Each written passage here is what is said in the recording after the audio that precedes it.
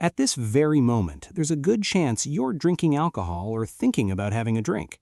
And the last time you enjoyed a beer, a glass of wine, or any other alcoholic beverage, you probably didn't give it much thought afterward. Yet what you were doing is among the most ancient behaviors in human history. It existed before writing systems, before agriculture, and even before human beings themselves. Our connection to alcohol did not begin a few thousand years ago with the creation of wine or the opening of the first brewery. Its story reaches back roughly 10 million years to the forests of Africa, where a small primate discovered a piece of overripe fruit lying on the ground. In 2014, UC Berkeley biologist Robert Dudley published a book titled The Drunken Monkey. His central idea was straightforward. When fruit drops from a tree and remains on the forest floor, the sugars inside begin to break down. Yeast invades the fruit, fermentation starts, and small amounts of ethanol are produced. When primates consumed that fruit, the ethanol caused mild intoxication. They had no understanding of the process, but the sensation was rewarding. As a result, they repeatedly sought out more of it. Over countless generations, our ancestors did not merely endure alcohol, they gradually evolved an attraction to it. By the time early humans appeared, that preference was already part of their biology. The desire existed long before anyone learned how to deliberately create alcoholic drinks. That leads to an important question. When did humans first learn to make alcohol themselves? In 2018, archaeologists working in a cave near Haifa, Israel, uncovered remarkable evidence. The site, known as Rakefet Cave, had been occupied by a culture called the Natufians around 13,000 years ago. Researchers found stone mortars carved directly into the cave's bedrock. Analysis of residue trapped inside revealed traces of wheat and barley that had been soaked, sprouted, and allowed to ferment. In other words, it was beer, brewed inside a cave 13,000 years ago. What makes this discovery especially significant is that the Natufians were not farmers. Agriculture had not yet been developed. These people were still gathering wild grains from the landscape and relying on hunted animals for food. The barley wasn't cultivated, it was collected from nature. Yet somehow, producing beer mattered enough that they learned how to do that before learning how to farm. Consider what that means.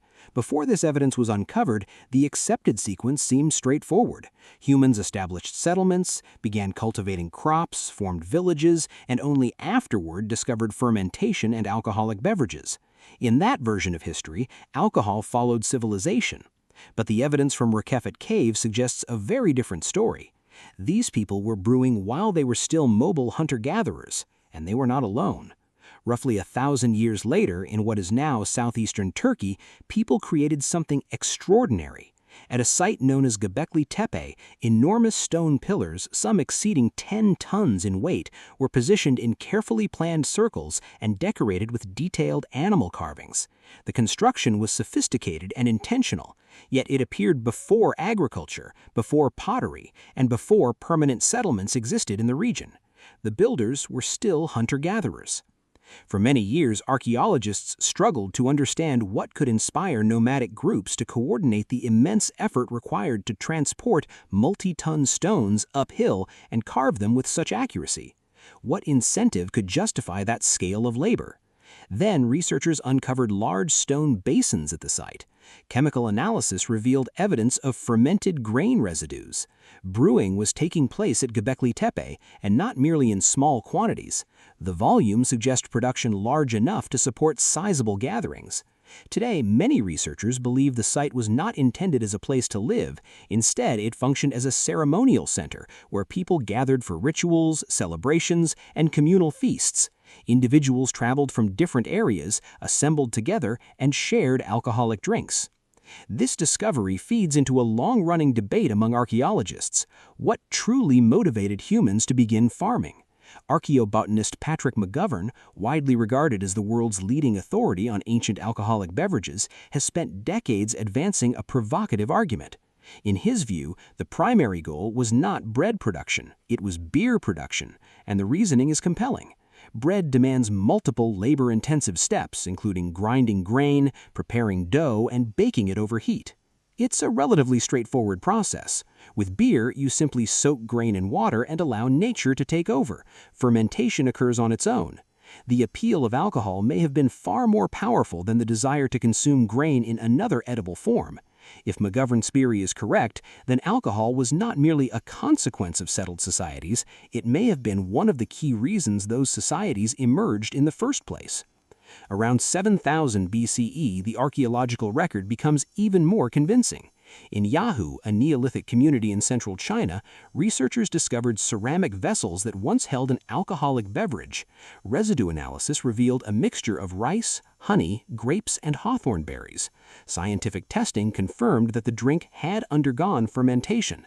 This is currently the oldest verified alcoholic recipe ever identified. What stands out is its sophistication. It was not a random combination of ingredients, but a carefully prepared blend. The people who created it clearly understood how to create the desired result. As centuries passed, alcohol became increasingly woven into human culture.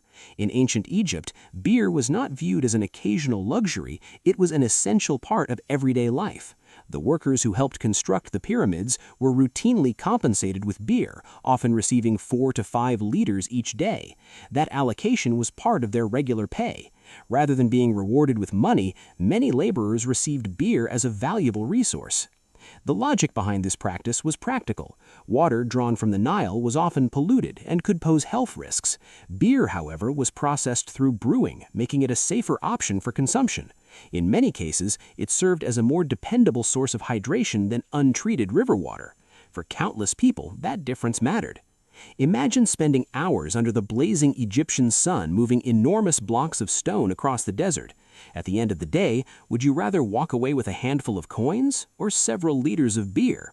Exactly. Beer provided benefits beyond just quenching thirst. The brewing process also supplied energy in the form of calories along with useful nutrients. For laborers performing physically demanding work in extreme heat, those extra calories could make a meaningful difference. Beer was not merely a drink, it acted as a significant part of the daily diet.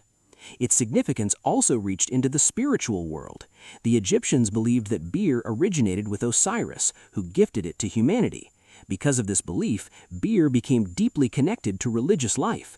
It appeared in temple ceremonies, funerary traditions, sacred offerings, and even medicinal treatments.